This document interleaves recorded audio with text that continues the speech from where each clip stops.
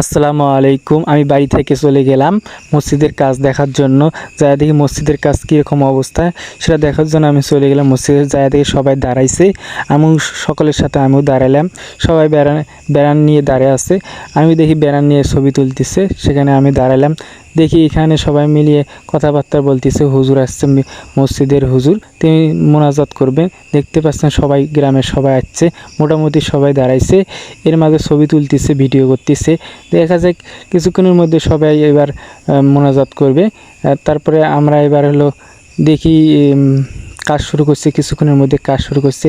এই মাটিগুলি আছে না, খুঁড়িয়ে এই যে আপনার হচ্ছে হলো মাটিগুলো খুলিয়ে দেখেন কি করতেছে।